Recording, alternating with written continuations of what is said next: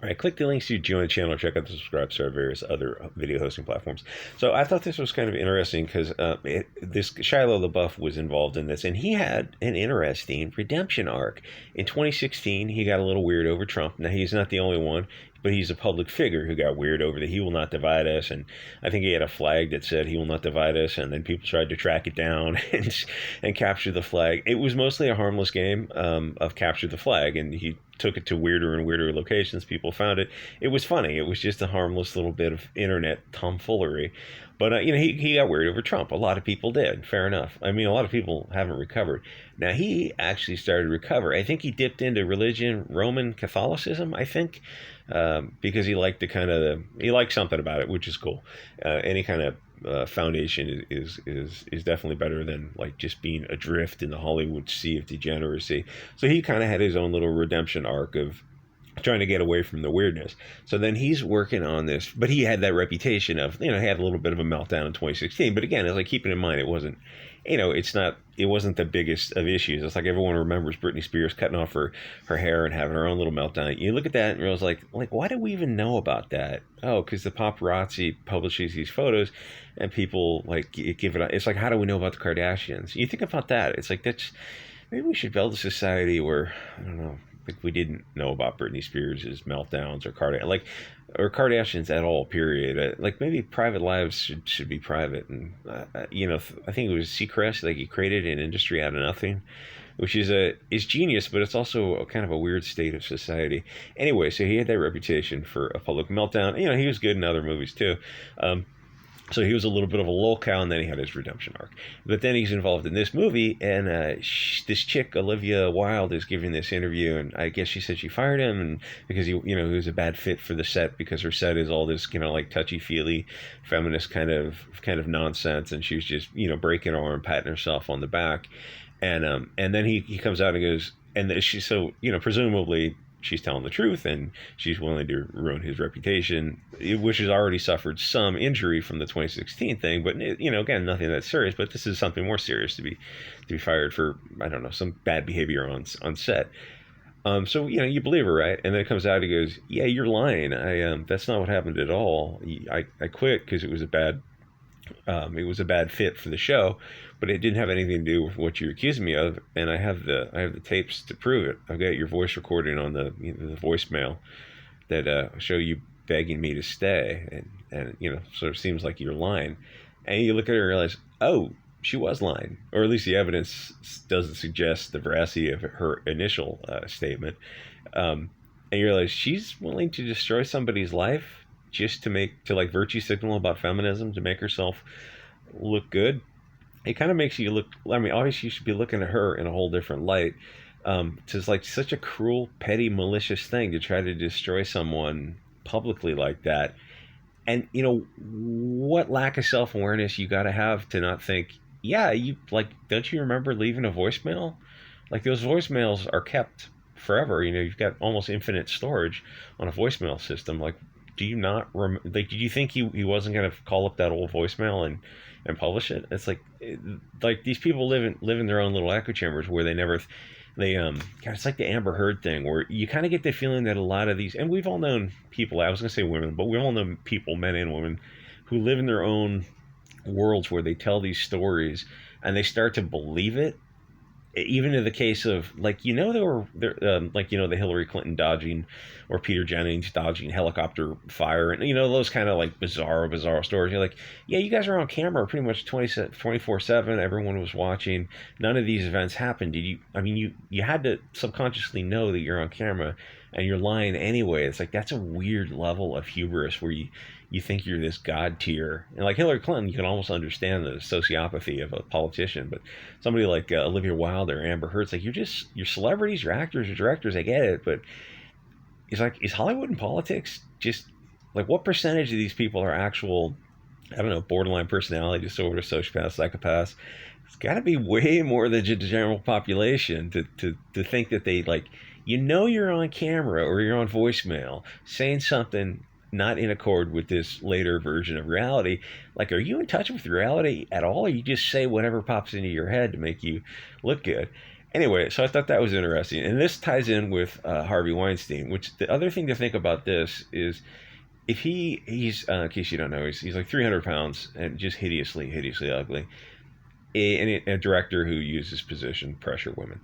If he were looking like Brad Pitt, if he was just a fit, trim, 175-pound, 40-year-old guy who was really into fitness, he wouldn't. You'd never would have heard these stories, because there wouldn't have been any stories. Because women, like, the reason you heard these stories is because he's a scumbag for sure, but he was pressuring women because there weren't enough actresses who were voluntarily throwing themselves at him. Where if he looked like Brad Pitt, they kind of would have.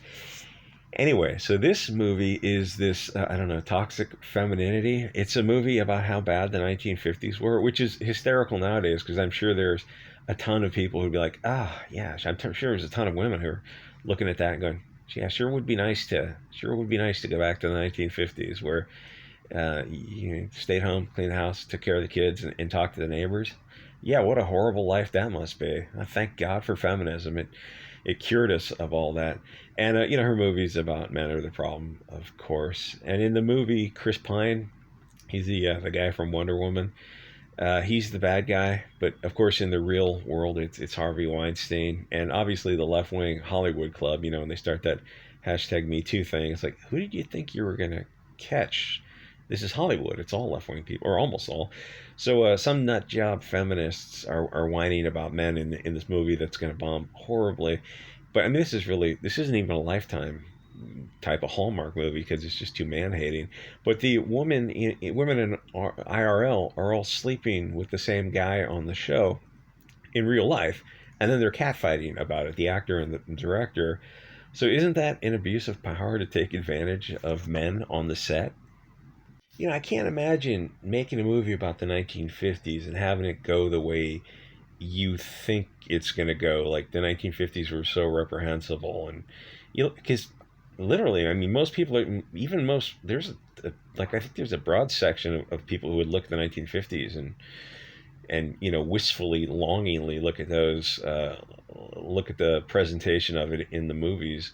Anyway, if they really wanted to talk about feminist stuff, why don't you make a movie about Weinstein and the abuses that go on in Hollywood? There's no shortage of stuff that goes on in Hollywood. I mean, they never really seem to cast the spotlight back on themselves. They always talk about speaking truth to power, but they never really do. They never attack the real people with power. They're the equivalent of BLM, who goes around burning small businesses, sometimes with people inside them who presumably would have been on their side, but they never actually go after the puppet masters. I mean, they tried that briefly in 2012, and it's like you quickly get subverted and corrupted, but like they never went back to it. Anyway, so if you're a woman in power in Hollywood, you can pretty much sit on any face you wish, I suppose. The rules don't really apply to them. Hashtag Me Too had a great start with Alyssa Milano, I think, a few years ago. Then it quickly became obvious. It's like, okay, Hollywood, it's 99% left wing people. There's a few right wingers in the closet, but if you're gonna hashtag, and they caught that politician, something Franklin, forget the guy's name, who's obviously a left winger himself, but like, yeah, most of the people in Hollywood are going to be very far left. Like, you're going to catch guys who are photographed with Hillary Clinton type of guys, like, repeatedly. And so what happened to hashtag Me Too? It's like, oh yeah, we're going to care about the women and children being abused in Hollywood.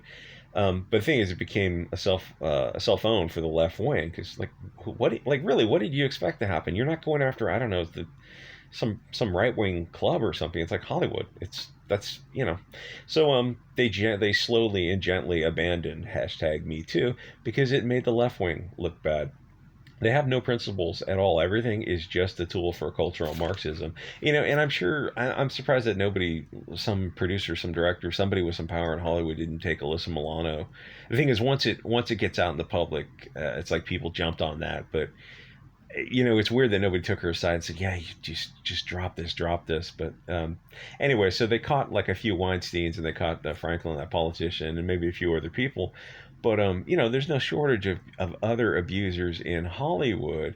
So doesn't it seem like you should you should set up some kind of something to do with the Actors Guild to have some kind of oversight committee to report abusers to like keep it going. It's like no, because it makes the left wing look bad. So they'd literally rather abandon it because they don't care about the victims at all. It's everything is a tool for cultural Marxism for these people. Because what about like aren't there innocent victims in Hollywood who are being abused by these Weinstein type of guys? Yeah. But they don't care about them at all. Not at all. You know, now that I think about it, it seems like Hollywood and politics, there probably is a much larger collection of just these type of sociopaths. This chick, Olivia Wilde, who, tell some lie about some guy to try to destroy him, and like literally be on tape or digital saying something different, begging him to stay on the show, and like, that's weird. That's just weird to me. And it's weird that you wouldn't just be more adult about it. So yeah, it was just a creative differences doesn't always mean something bad. It might just mean the actor felt he couldn't bring enough to the role. It's like that happens all the time.